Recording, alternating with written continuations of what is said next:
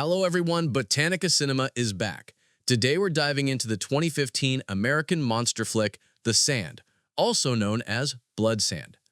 The movie opens with a wild beach bash captured from a first-person perspective, as if someone's streaming the chaos. Youthful revelers dance, carouse, and let loose under the night sky.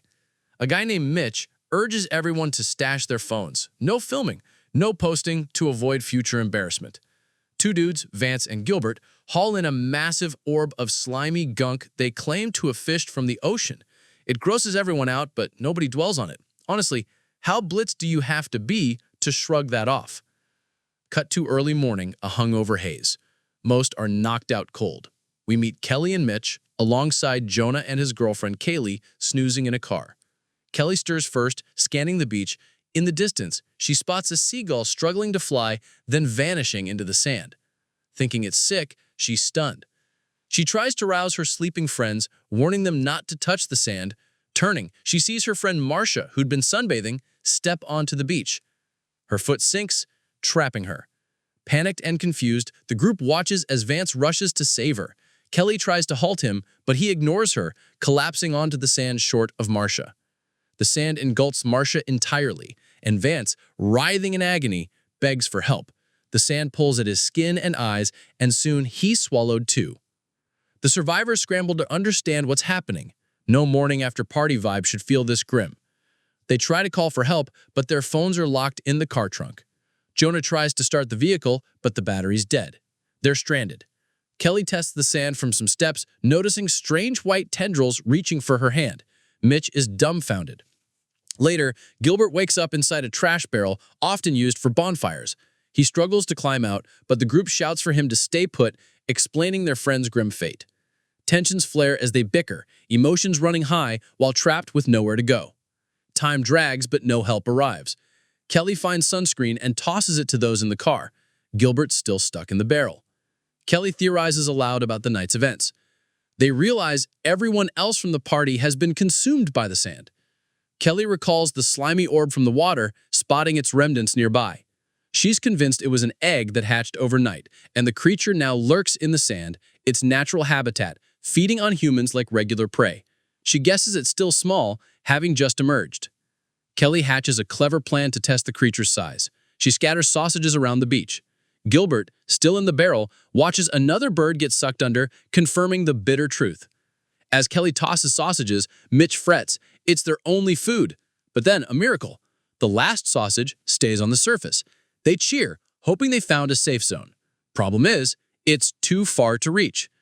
Jonah gets resourceful, grabbing two surfboards left from the party to build a path to the safe spot. He makes a few steps, reaching a nearby bench. But as he steps onto it, the board shifts and he falls, bracing himself on the bench stretched over the sinister sand. Mysterious tendrils creep towards his stomach. He escapes to the bench, but his abdomen is torn and scratched. On the bench, he finds a bag with food, accidentally dropping a banana. It doesn't sink. He notices the area where the bonfire burned is unaffected. The creature can't act there. He jumps to the spot, but is racked with pain, his wounds bleeding. His friends urge him back, and he tosses them water from the bag, collapsing on the bench. Meanwhile, the sand monster, what else to call it, targets the car. Tendrils nudge the wheels, trying to shift it. The group panics, realizing time's short. Kaylee and Ronnie struggle to open the trunk for their phones. Odd how these teens survived so long without them. Ronnie, fearing the worst, asks Kaylee to pass a message to her mom if she doesn't make it.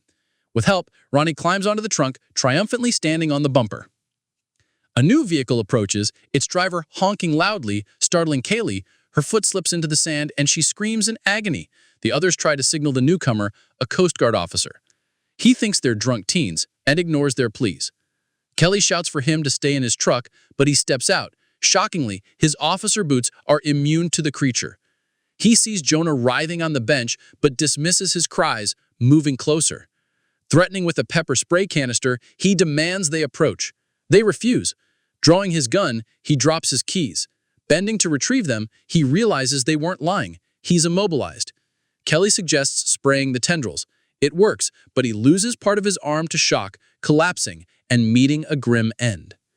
Mitch, realizing footwear's key, plans to reach the officer's truck using flip-flops and a towel tossed by friends. He slips, falling into the sand, and the creature devours him. Kelly, desperate, leaps from the steps to the car, making it. Naturally, she and Kaylee bicker over unresolved drama. Who slept with whom last night? Perfect timing, right? They focus, helping Ronnie reach Jonah, still on the bench. Jonah confesses his love to Kelly. The girls devise a plan to fashion a bridge from broken stairs to rescue everyone and reach the officer's truck. They make progress, reaching Jonah, who's in rough shape. Ronnie, last to arrive with a wounded arm, slips and falls. The creature swallows her. Kaylee wraps her legs in a towel and bag, sprinting to the truck and climbing onto the hood without injury. Gilbert, overjoyed, moves in the barrel, catching the creature's attention. Tendrils pierce the barrel, consuming him from below, then larger tentacles emerge, dragging him under. These tendrils shake the car, and Kaylee falls onto the hood. Night creeps in. Kaylee's on the car, the others on the bench. Kelly waits for the creature to calm, finding an inflatable raft in the truck. She plans to rescue the others. Kaylee and Jonah reach the truck, but massive tentacles confront Kelly. She barely leaps to the roof, finding a fuel canister. She douses the creature and scrambles into the truck. They sit in silence, then realize Jonah is dead. The girls embrace, mourning their lost friends, and fall asleep, exhausted and terrified. Morning breaks. A man knocks on the window. Kelly and Kaylee realize the creature's gone and step onto the sand. They walk the beach arm in arm, disbelieving their ordeal. In the final shot, a colossal monster swims underwater near Santa Monica Pier. That's it. This film gripped me with its intensity, making me feel like I was dodging the sand creature as an American teen. It's not the top monster movie, but it's got something special. Thanks for watching. Like, share your thoughts, and stick with us for more.